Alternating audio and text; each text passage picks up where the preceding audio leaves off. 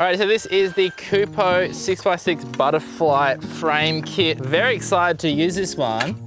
So what we're gonna do is gonna set it up outside. We're in, it's like 3 o'clock, so we've got this harsh Australian sun hitting us. It does not look good at all, but by the time we set up this 6x and put some silks on it, it is gonna look amazing.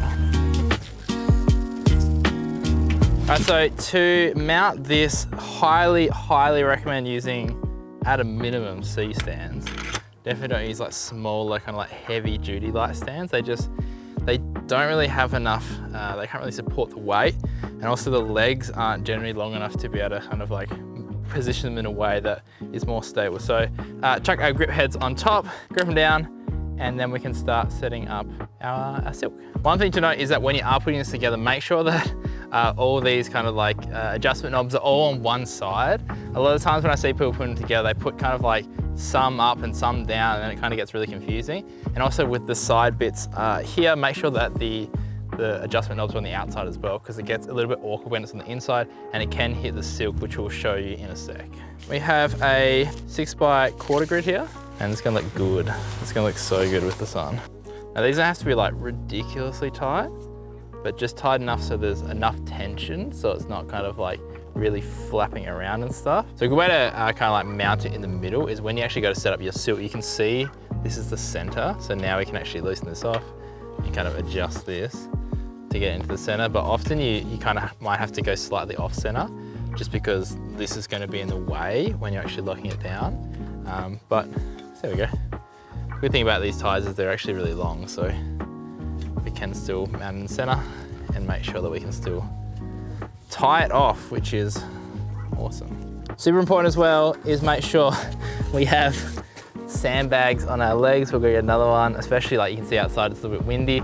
We definitely wanna make sure this doesn't blow over. I told you to hold it, mate. Welcome back to When Interns Don't Listen. Right, so this is with no silk. You can see the sun isn't in the best position, so it's not looking that great. Probably if you come around this way a little bit more, that's ideally where we'd be shooting. So this is with no silk, just using direct sun. You can see the shadows are really harsh. If I actually take off my hat, it's probably gonna get a better look at what the lighting looks like, and it doesn't look good, and it's really harsh as well. Like I'm really struggling to keep my eyes open. So let's set up this silk and we'll see what the difference is. Go up with it first.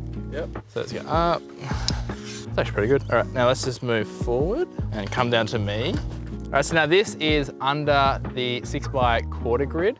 So the good thing about a 1/4 grid is that you can see that it's obviously softening the light, but it's not taking out too much of the light. A lot of the times we find that when we just use kind of like cheap silks from like Amazon or eBay, they cut too much light. It does soften it a lot more, but like now it kind of works because I'm getting a bit of a softer light, but I'm not so dark that it looks weird from the background. And that is the reason why the 1/4 grid is kind of like our go-to one. Boom up as high as it'll go. So now if you stand there, it'll be maybe much better. So bloody good. The good thing about 6x's as well is that they're not too big. Like an 8x and a 12x is good, but I reckon they're just too big. Like at least this, you can fit it inside a house. An 8x is a little bit too big if you don't have high ceilings. I feel like 6x's are good, like a happy medium, where it's like you still get a big enough space to be able, like you could use this for probably 2 to 3 people, kind of like diffusing the light off them. Whereas a 4x, it's like, it's good for 1.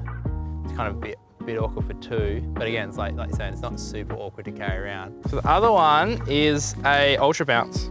So this is a pure black and then a white that can reflect. So let's set this up and see how well we can get a neg outside. Because typically like outside, it's really hard to control the light.